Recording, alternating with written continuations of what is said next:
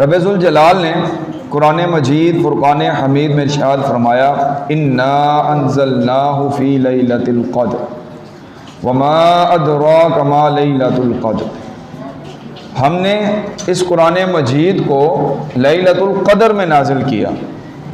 وما ادراک ما لیلۃ القدر، اور تم کیا جانتے ہو کہ لیلۃ القدر کیا ہے، یعنی تمہیں کیا خبر ہے کہ لیلۃ القدر کیا چیز ہے۔ اس لیلۃ القدر میں قرآن مجید فرقان حمید نازل ہوا، اس سے مراد یہ کہ لوح محفوظ سے آسمان دنیا پر اس رات کو قرآن مجید فرقان حمید نازل ہوا۔ اس کے بعد تدریجاً 23 سال کے عرصے میں قرآن مجید فرقان حمید کی تکمیل ہوئی۔ رمضان المبارک کا مہینہ ہمیں نصیب ہوا۔ اس ماہ رمضان کے اندر وہ اعمال جو اللہ عز و جل نے حکم دیا، اگر ہم وہ بجا لائے تو ہم خوش نصیب ہیں۔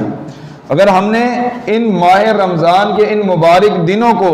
غفلت میں گزار دیا، سستی میں گزار دیا، تو ہم غافل ہیں۔ ہمیں یہ مبارک دن ملے تھے اپنی نجات کے لیے، اپنی بخشش کا سبب ہمارے لیے بن سکتے تھے، لیکن ہم اپنی غلطی کوتاہی خطاؤں کے اندر ان تمام دنوں کو ہم نے گزار دیا۔ نبی پاک صلی اللہ علیہ وآلہ وسلم کی بارگاہ کے اندر ایک صحابی رسول آئے، عرض کی یا رسول اللہ صلی اللہ علیہ وآلہ وسلم مختصر نصیحت فرمائے۔ تو آپ صلی اللہ علیہ وآلہ وسلم نے ارشاد فرمایا کہ تم نماز اس طرح ادا کرو کہ تمہاری آخری نماز ہے، یعنی الوداع نماز کا آپ صلی اللہ علیہ وآلہ وسلم نے درس دیا کہ انسان جب نماز کو قائم کرے، نماز پڑھے، اس حالت میں نماز پڑھے کہ یہ میری آخری نماز ہے۔ اس کے بعد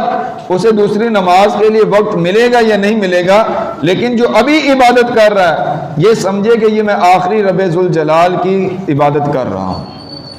پھر آپ صلی اللہ علیہ وآلہ وسلم نے ارشاد فرمایا کہ جو تم گفتگو کرو تو ایسی گفتگو کرو کہ دوبارہ تمہیں کسی سے معافی نہ مانگنی پڑے۔ جب انسان بولے، گفتگو کرے، ہمیں جو اس حدیث میں درس ملا وہ یہ کہ جب گفتگو کرنی ہے تو اچھی بات کرنی ہے، کسی کو نصیحت کرنی ہے، کسی کو مشورہ دینا ہے، کوئی بھی بات کے معاملات ہیں، کسی سے کسی بھی معاملے کے اندر آپ نے گفتگو کرنی ہے تو وہاں پر اچھی گفتگو کی جائے۔ یہ نہیں کہ انسان کلمات اس کے ادا ہو جائیں، بعد میں پھر وہ معافی تلافی کے کام کرتا رہے، بعد میں معافی مانگتا رہے، بلکہ اگر اس سے اچھی بات نہیں اس کے سمجھ میں آ رہی تو وہاں پہ خاموشی کا حکم ہے کہ اگر کوئی شخص کسی کو اچھا مشورہ نہیں دے سکتا، اچھی بات نہیں بتا سکتا، تو وہاں پر وہ خاموش ہو جائے۔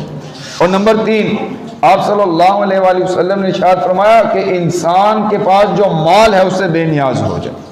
یعنی جو سامنے والے کے پاس مال و دولت موجود ہے اور تمہارے دل کے اندر اس کے حسد نہ آئے، کوئی حرص نہ آئے کہ یہ جو مال و متاع اس کے پاس ہے یہ میرے پاس بھی آ جائے، بلکہ تم اس کے مال و متاع سے بے نیاز ہو جاؤ۔ جب تم یہ کام کر لو گے تو رب ذوالجلال کا تمہیں قرب حاصل ہو جائے گا۔ آپ صلی اللہ علیہ وآلہ وسلم کو رب ذوالجلال نے جو خصوصیات عطا فرمائی ہیں، ان خصوصیات میں سے ایک خصوصیت جوامع القلب، یعنی آپ صلی اللہ علیہ وآلہ وسلم کے جو کلمات ہیں، جو گفتگو آپ صلی اللہ علیہ وآلہ وسلم ارشاد فرماتے ہیں، وہ کلمات کی جو مقدار ہے وہ بہت کم ہوتی ہے، ان کی مقدار بہت کم ہے، لیکن ان کے جو معنی ہے، تفہیم ہے، ان کے جو مطالب سمجھے جائیں اس کی کثیر، اگر کتابیں لکھنا چاہیں تو ان 3 باتوں کے اوپر کئی کتابیں ترتیب دی جا سکتی ہیں۔ تو یہ آپ صلی اللہ علیہ وآلہ وسلم کا خاصہ ہے کہ آپ صلی اللہ علیہ وآلہ وسلم جو گفتگو فرماتے ہیں اس گفتگو کے کلمات کی تعداد کم ہوتی ہے، لیکن ان کے جو معانی ہیں، اس کی جو تفہیم ہے، اس کے اوپر کئی کتابیں مرتب کی جا سکتی ہیں۔ تو ہمیں